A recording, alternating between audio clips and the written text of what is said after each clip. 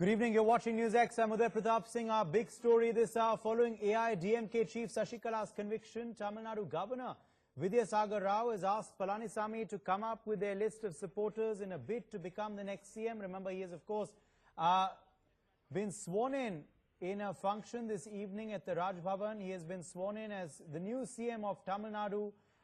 And, of course, his new cabinet has also been sworn in. These are pictures which came in earlier this evening of the entire cabinet of Palanisamy, who have all taken oath. And there you can see the governor of Tamil Nadu, Vidyasagar Rao, who of course administered oath of office to them earlier. Remember, now that he's been sworn in, Palanisamy will have to prove his majority on the floor of the House.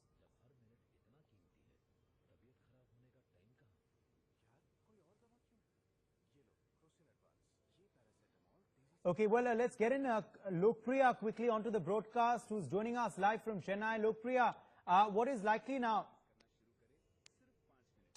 Okay, we've clearly lost Lokpriya there, but if I can quickly get in Jayaprakash, who is joining us live from Bengaluru now. Jayaprakash, Sasikala may, of course, physically be in Bengaluru as we speak in the central prison there, but her mind will be in Chennai, overseeing this entire swearing in, overseeing how a proxy is taking oath there. Palanisamy, who the ministers are, who's being left out, and of course the crucial decisions now that will have to be taken before the floor test in the next couple of weeks.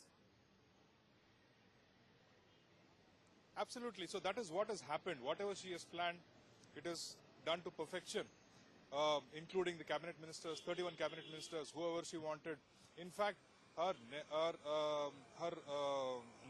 nephew, Vivek, he's here, Ilavarasi's son, he's been camping in Bangalore all day, and we in fact saw him inside the Parathnagar prison. So he has been updating her minute to minute on what is happening. So he's still camping there, and word is that they have sought an appointment with Sasikala tomorrow. So the Chief Minister and the entire cabinet is expected to land in Parathnagar tomorrow to take the blessing. So what it translates to is the fact that sitting here in Parathnagar jail in Bengaluru, she is going to remote control the government. So that is the precedence being set here.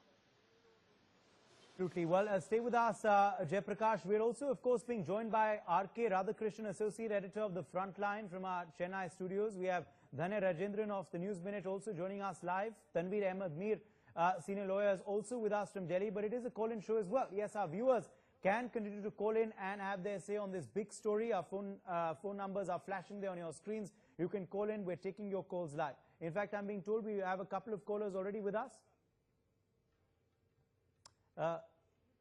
Vijay from Bangalore is through. Let's go across to Vijay. Vijay, go ahead. Yeah, just my view is very simple.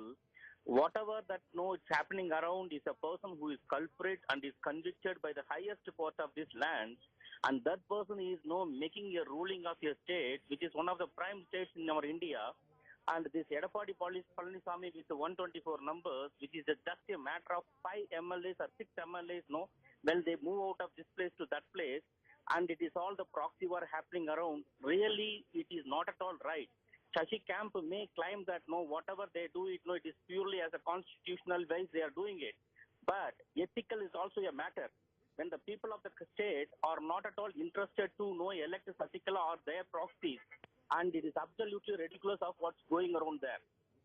Okay, so it's quite ridiculous at the scenario. That's what your opinion is. Thank you, Vijay, for calling in there from Bengaluru. Well, let's quickly get in Dhanya Rajendran now to the broadcast. Dhanya Rajendran, how stable will this government be? Now, there's no longer OPS, who was Jayalalitha's proxy. This time you have Palanisamy. But what makes it different, Dhanya, is the fact that there has been a rebellion within the AIADMK. Every time Jayalalitha went to jail earlier or had to relinquish office for whatever reason, she did appoint a proxy, but there was no open rebellion. What makes it different this time is that OPS and his faction have openly rebelled against Sasikala.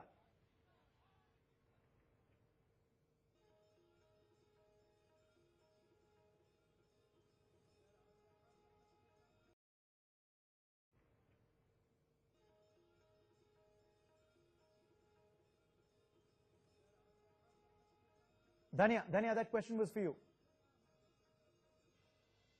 Rebel, in fact, maybe some other MLAs could also join them.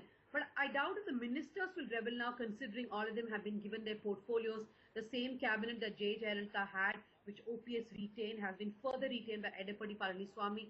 So I doubt if the ministers would rebel, unless, of course, there are a few like Mafoy Pandirajan who would not care for their ministerial post right now, but would rather go with what the public sentiment is for. So I think rebellion, as far as the ministers are concerned, is limited for now. But the MLAs may rebel, and that will matter to Edappadi Palanisamy. And even if he can manage to win the floor test, how long can he keep the flock together? There is, of course, the question of TTV Dinakaran as the Deputy General Secretary of the party. That too will be challenged first thing, and that will not be acceptable to a large number of people. True. In fact, Mr. Radhakrishnan, if I can get you in here, the floor test will, of course. All right. We've clearly lost Mr. Radhakrishnan there. We'll just try and reestablish that. We've got another caller joining us from Bengaluru. Go ahead, sir. Please introduce yourself and state your opinion. Sir, I'm a Tamilian, and we were all thinking that we are from a state which is highly educated, and now seeing the happenings today, we are all really disappointed because our votes were only for Amma, and people are now switching to Sasikala and a lady who has been convicted. Okay, we are not concerned with that today, and all being staying in a resort. And today, one gentleman, I do not know, the green shirt man, is saying that, oh, Sasikala is not duly elected. These are not important to us. As far as we are concerned, the MLAs who have been elected are sitting in a resort. They are all voting. It's okay. Whatever they decide to vote, there is no issue for us. But our vote was for Amma. And if let the ministers come out and vote according to them, not sitting in a resort. That is because rumors are going on that they have taken money, the families are given money.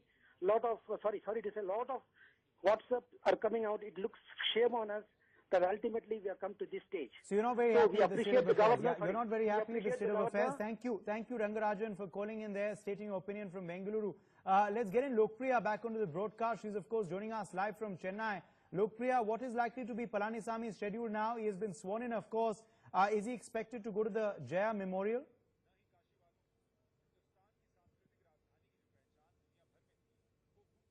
What we are hearing that he is, all the cabinet ministers along with the chief ministers are expected to go to the memorial of Jayalalitha and seek Jayalalitha's blessings.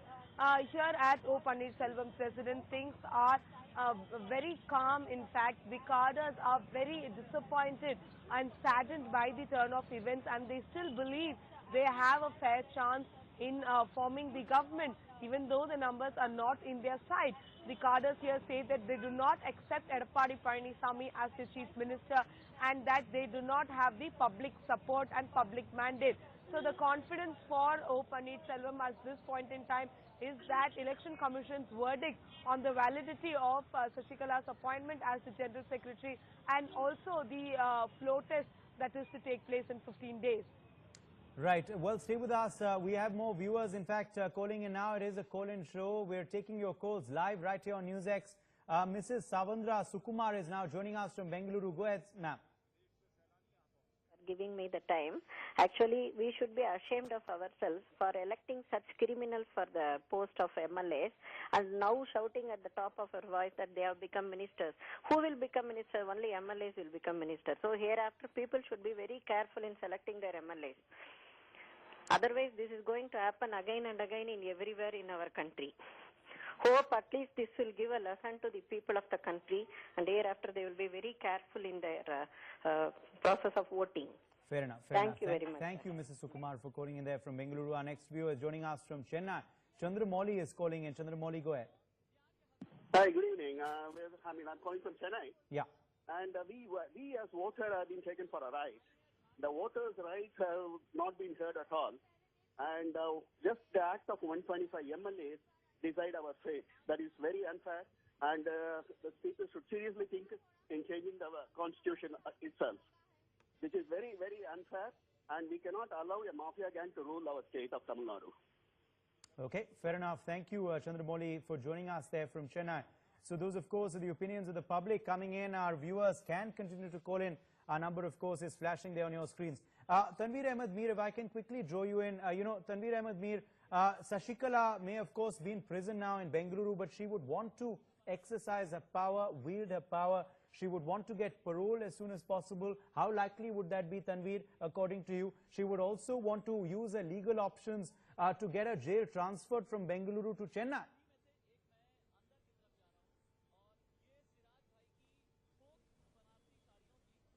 Well, parole is out of question at the moment, Uday.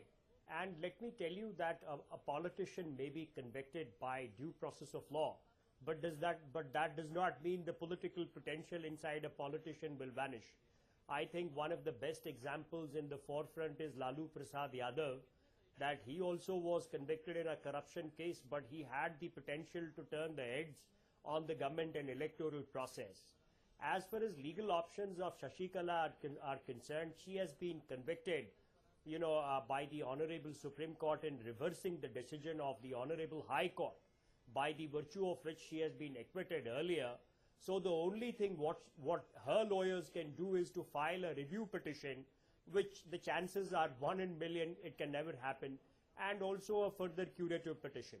As far as legal provisions are concerned, every convicted felon is entitled to, after some sentence that he has put in, he is entitled to a parole, that is a 1 month or a 3 weeks parole, which is granted by the executive purely on re-establishing family connections.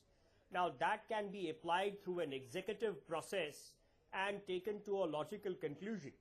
However, it will depend upon, the executive process of that point of time, whether the claim to parole would be upheld or not.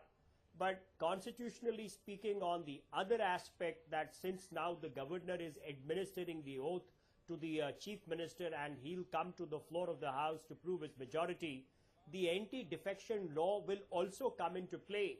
In 2003, there was 91st Amendment to Constitution, by the virtue of which once a political party issues a whip, and if 2/3 majority of that political party take a shift, only then it's a merger.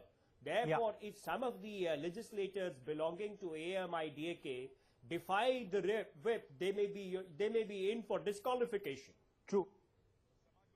So that could be that's a point to be considered there. Mr. Mir, stay with us. We are joined by more viewers now. Bhelu is calling in from Bangalore. Bhelu, go ahead. Yeah, I just saw the news today. I think it is. This is like a sad day for Tamil Nadu. I think the way in which these people kept in the MLAs kept in the resort and without knowing the proper explanation about the MLAs, they just taken a bus, and this is not a democratic way to show the strength in a country like India. I don't know, now currently the proxy number 2, Divagaran, is going to be definitely a proxy number 1, and they will tell that same deputy secretary will be become as secretary, and then they will be making them the person as a chief minister. It's going to happen. It's sad day for Tamil Nadu. All right. Well, we leave it there. Thank you, Bhelu, for calling in there from Bengaluru, expressing your opinion. Our next viewer is joining us from Bengaluru as well. Girish, in fact, is calling in. Girish, go ahead. Girish, if you can hear me, please go ahead. Hello. Yeah, Girish, go ahead.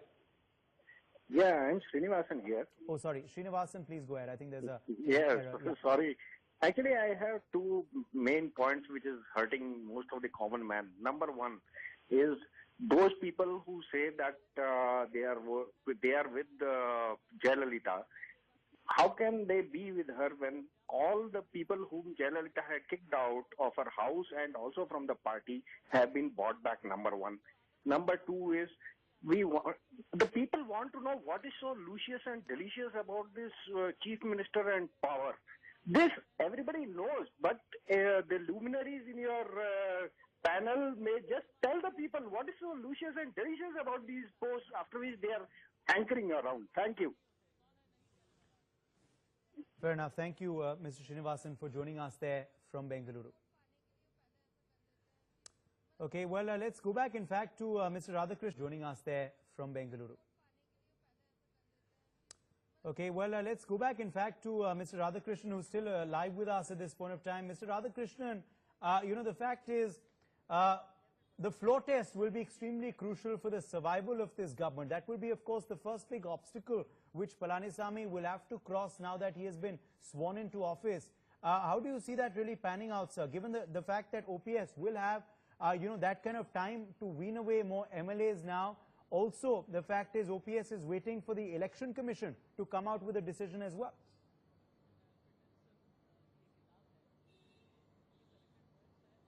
Yeah, the earlier the floor test happens, the better. Of course, the governor has given Edappadi 2 weeks. I am sure he doesn't want to take those 2 weeks. The earlier, as in like if the governor is okay with the floor test tomorrow, I think Palanisamy will be well within, he'll be fine. But the longer it takes, I think that's where the problem comes. Coming to the issue of weaning away the MLAs itself, right now I don't see any MLA breaking ranks because of the tight control exercised by TTV Dinakaran on these MLAs and the way the party itself is structured. See, the ministers and the chief minister are actually going to meet a convict to seek her blessings in Bengaluru. It has come to this. I mean, these are people who are supposed to be upholding the constitution, and this is what they end up doing. The people's revulsion is at its zenith in Tamil Nadu. This has never happened in the history of, I think, any state in this country. I made a comment yesterday on the manner in which Sasikala made the promise in Jayalalitha's memorial. It has some 44,000 views, and the comments, every one of them, including every single viewer on your show, is trying to tell us a very clear message that they do not want this government. But unfortunately, there is no provision in the constitution to send everybody back to the people and elect them. So what do we do? True, fair enough. Valid point, Mr. Radhakrishnan. Just stay with us. We're in fact joined by another viewer now from Mumbai. Kalpana Ravi is calling in. Kalpana, go ahead. Hi, good evening. As a Tamilian, I am feeling so disgusted by what is happening in Tamil Nadu. I mean, people of Tamil Nadu do not want Sasikala or a proxies to rule the state.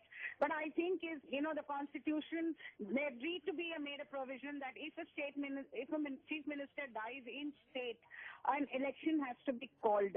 But now, 15 days time, I want these MLAs to go back to their constituencies and talk to their people who voted for them. I want to see how many stand with these MLAs. And I think these MLAs need a solid thrashing now, where the people will tell them that if you believed in Jayalalitha and if you came to us asking for votes in the name of Jayalalitha, please uphold our tradition and stand with O. Paneerselvam and resign from this government. That's the answer I think the people of Tamil Nadu want. I do not understand these judicial luminaries saying that, oh, she's the rightful hire. I wonder where the rightful hire has come from at the moment. Jayalalitha never made her the hire. So I think the people of Chennai Tamil Nadu voted for Jayalalitha. So you're disappointed. Yeah, you're disappointed with the turn of events, you're saying. Kalpana, thank you for calling in there from Mumbai. Our next viewer, in fact, is joining us from Delhi. Santanam is calling in. Santanam, go ahead. Hello, this is Santanam. Yeah, go ahead. Yeah, my point is very simple. A person who is a convict is exercising power on MLAs to vote for the gang, to vote for her gang, is not appreciated at all. Let all the ministers and MLAs who have taken vote today go back to their constituency and seek for a fresh mandate from the people, and then come and show their show their majority. Fair enough. Thank you, Santanam, for calling in there from Delhi. Dhanya Rajendran, you're of course on ground there in Chennai. You've been covering this story extensively. You're hearing the opinions of some of our viewers who are calling in. The fact is, all right, we've clearly lost Dhanya Rajendran there, but Lokpriya, if I can quickly get you, and Lokpriya, getting a sense of our viewers at least, what is the sense of the people there on the streets of Tamil Nadu? Because the fact is, this government may have come in, but how popular will it be?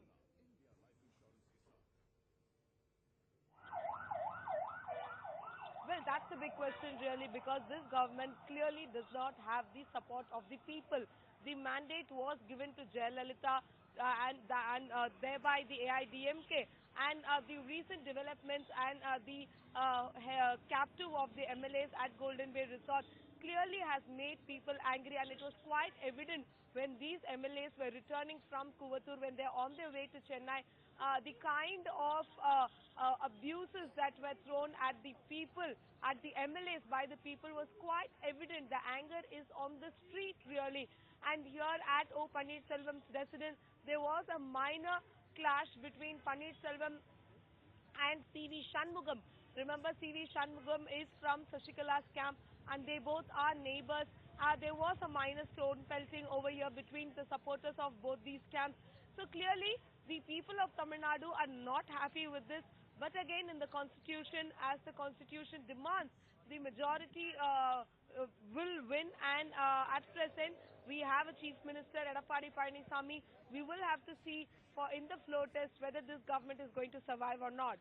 Fair enough. Lokpriya, stay with us. We're being joined now by more viewers who are calling in. Radhakrishnan is joining us from Bangalore. Radhakrishnan, go ahead. Hello. Yeah, Radhakrishnan, Hello. please go ahead. Please go ahead, sir. Hello, sir. Good evening, sir. Good evening. Can I wanted to ask few issues through your channel. Please go ahead, Radhakrishnan. We can hear you. Yeah. Sir, I wanted to first ask to the Subramaniam Swamy from Tamil Nadu, sir, who put this case. Actually, he only lost this case against Sasikala, and he is now openly supporting her. Why governor is not called her for CM and all? How can this dual nature of Subramaniam Swamy be understood by the people? That I wanted to ask. Fair enough. Well, unfortunately, he's not there with us, Radhakrishnan, so he cannot answer your question, but you've stated your opinion, so fair enough. Jayanti is joining us from Bengaluru. Jayanti, please go ahead. See, I'm from Bangalore. I'm a Tamilian, and I would like to say certain things like, I don't know how Sasikala, who's Sasikala? She's nothing but a caretaker of Jayalalitha. She's not even an MLA. And how could she rule the party today? She's nothing but a convict who has looted Tamil Nadu. Nothing but she has looted Tamil Nadu. She and her family has made enough money from Tamil Nadu. She has looted the government. She has looted the thing. And she has looted she's cheated the whole people of Tamil Nadu by making crores and crores of rupees. And today it is proved, and she's a convict in the court. A convict in the court, he is ruling Tamil Nadu now, and all these MLAs are backing her. It's such a shame, nothing but a shame. All these MLAs who are backing Sasikala, who is a convict who has looted Tamil Nadu, should be properly taught a lesson by Tamil Nadu people itself. Whether Paneerselvam is going to come or not, but Sasikala backed person. Fair enough. Thank you. Thank you, Jayanti, for expressing your opinion there from Bengaluru. Dhanya Rajendran is back with us. Dhanya, can you hear me? Dhanya Rajendran, can you hear me? Okay, we don't seem to have her back just yet, so we'll try and reconnect with her. But we have another viewer now joining us from Tamil Nadu. R. Chandran is going. R. Chandran, go ahead. R. Chandran. Hello. Yeah, sir. I'm R. Chandran from Tamil Nadu. Yes, Mr. Chandran. Go ahead, sir. Yeah, we can hear you. I'm from Kongu region of Tamil Nadu, where a lot of ministers have been thrown in, or a lot of MLAs are there. Okay. Seeing all this turmoil in Tamil Nadu for months, what is going to happen even afterwards? See, I'm seeing the TV. I don't know what is going to happen still some more time. Is it a sin for us? Say, God save the king, but God save the Tamil Nadu. That's my request. God save Tamil Nadu. Please. Okay, God save Tamil Nadu is what you're saying. Quite a strong opinion, but fair enough, Mr. Chandran. Thank you for calling in there from Tamil Nadu. Okay, I'm being told Dhanya Rajendran is back with us on the broadcast. Dhanya, you're hearing, the opinion of some of the people on the broadcast. They're not very happy with the turn of events there. Then they're saying this is not a government with a popular mandate. They'd rather have re-elections in Tamil Nadu. So that's why, the stability of the government will be a big question mark, because, there are protests going on. There is cross-voting, which is sure to happen on the floor of the House. And, is people support for the government or not? That's a big question. And if the government will take, instructions from Bengaluru, how viable will it be?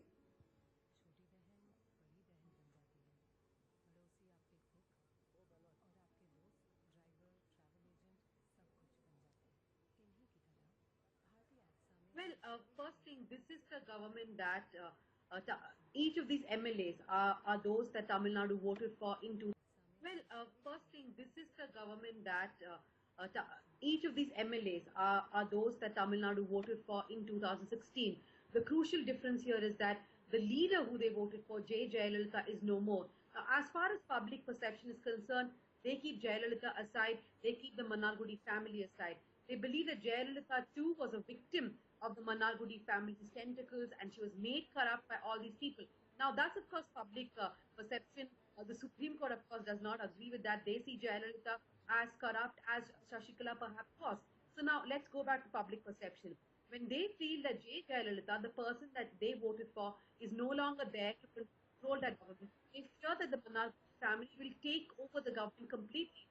The reality is that these people have been running governments, but now when the entire power lies with them and J. Jayalalitha will not even be there to at least be some sort of a relief for the people, that's what people fear the most. So they are like, look, you are all MLAs we elected, but we do not want you to form the government, which is why every single caller that you're getting, everybody is saying the same thing. One person even went to the extent of saying, God save Tamil Nadu. That is the sentiment. They don't mind a president's rule. They don't mind going through the rigor of another election, but they just do not want any proxy of the Manargudi family to be the chief minister of Tamil Nadu. Fair enough. Well, we leave it there. Thanks to all our guests for joining us on the broadcast and our reporters. Also thanks to our viewers who called in